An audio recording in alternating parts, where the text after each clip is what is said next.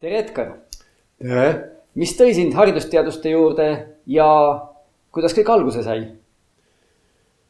No, koolipoisina olin ma suur tehnikahuviline ja meisterdasin mitmesuguseid asju elektrimootoritest kuni raadio vastuvõtjani ja ega ei jäänud katsetamata ka sõjamoonaga.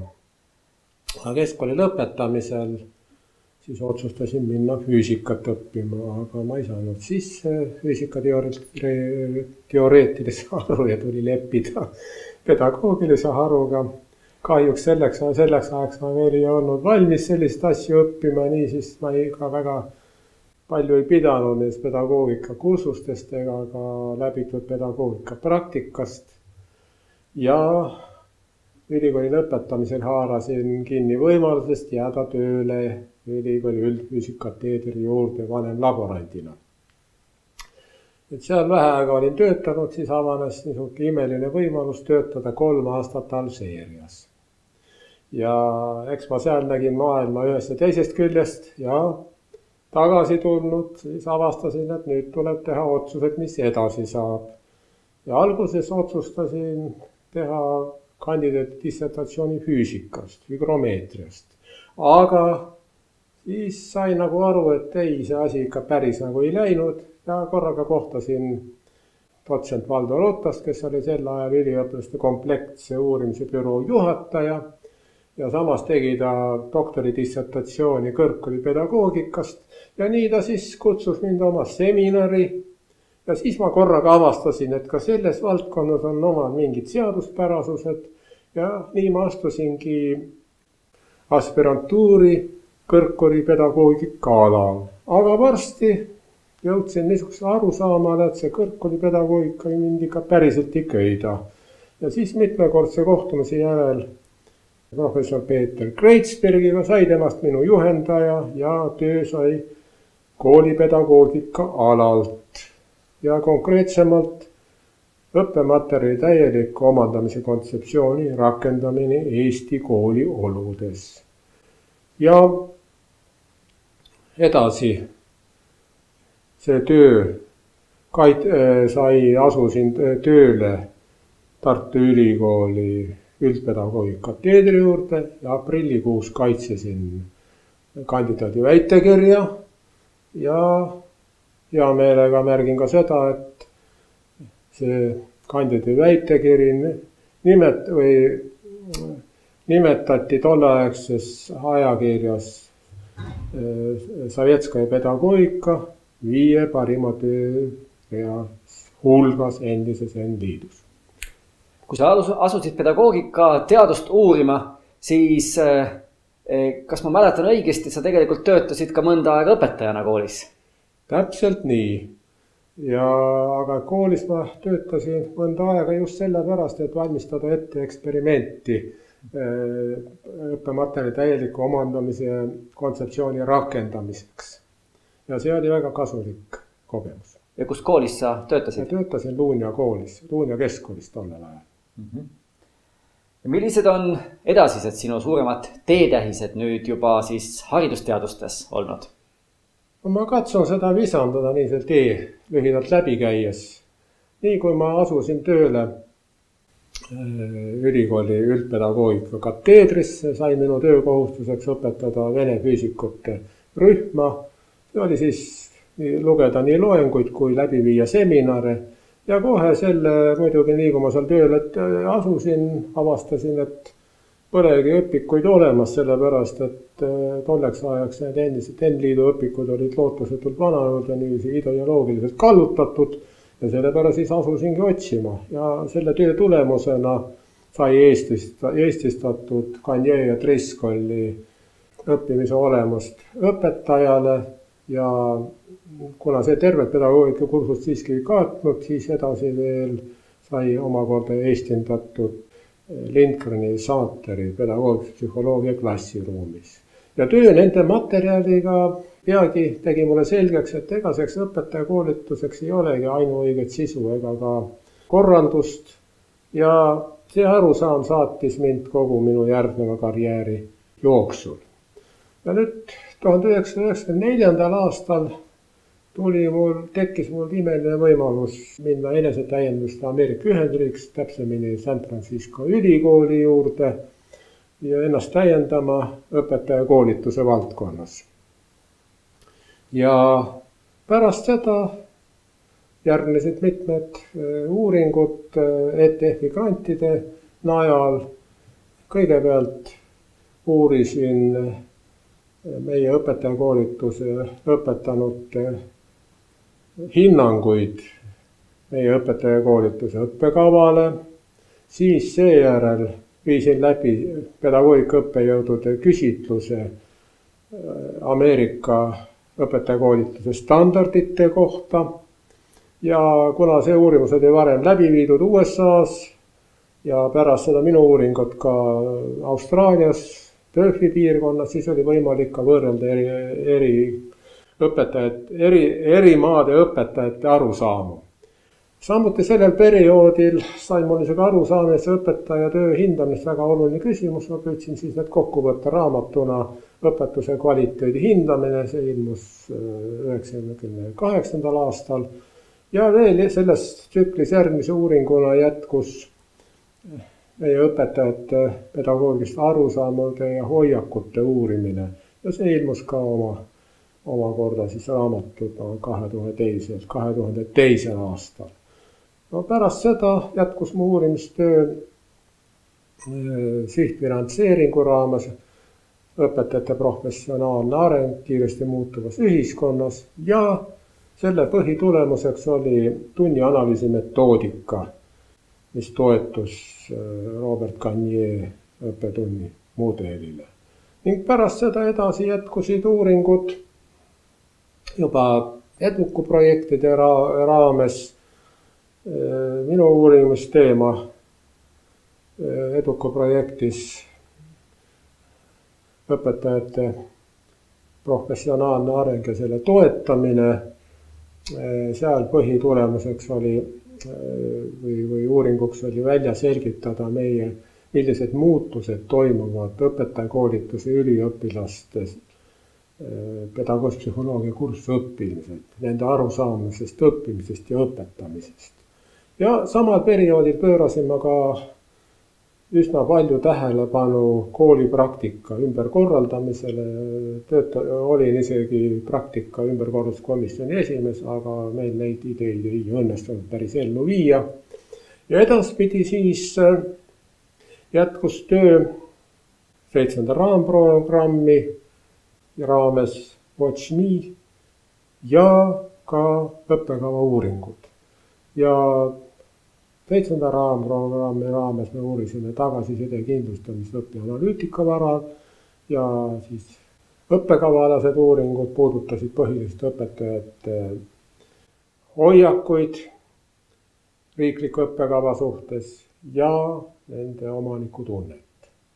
Ja nüüd siis võiks öelda, kuna küsimus oli, et milline see siis põhilised need saavutused on, siis ma nimetan veel, et minu selles tegevus oli veel 2 peaaegu paralleelset haru. Ja üks nendest oli maailmakuulsa õppekava teoreetika Hilda Taba pärandi tutvustamine Eestis ja sellest ilmus ka, selle kohta ilmus raamat Kasvatus ja haridus, mille teaduslikuks toimetajaks ma olin ja teiseks, ja ka me korraldasime veel nimetan Tabaga seoses 1992. aastal Taba juubelikonverentsi, milles osalesid ka Taba kunagised kaastöölised Ameerika Ühendriikidest. Ja 3. haru oli, võiks niiviisi öelda, et pedagoogilise psühholoogia traditsiooni juurutamine Eestis. Kõigepealt sai tõlgitud eesti keelde Lindgreni ja Saateri pedagoogilise psühholoogia 7. väljaanne ja siis, kui kogusin juba jõudu, ilmus 2000. aastal minu enda originaalõpik, 2001 ilmus selle õpiku täpsustatud väljaanne ja lõpuks 2018. aastal ilmus selle õpiku põhjalikult ümbertöötatud versioon.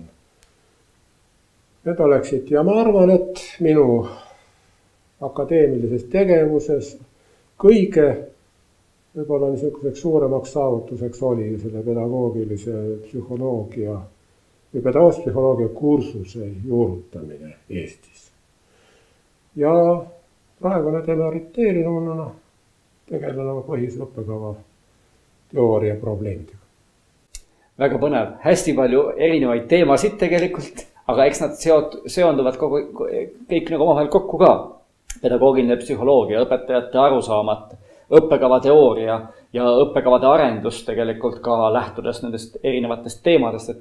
Et kas sa veel oskaksid nagu välja tuua, et kui nüüd näiteks seda sama õpetajate arusaamade küsimust oled uurinud oma 20 aastat ja ka rahvusvahelises võrdluses, et kuhu me oleme liikunud võrreldes selle 90-ndate lõpuga ja võrreldes ka võib-olla teiste riikidega, nagu nimetasid USA-d, Austraaliat?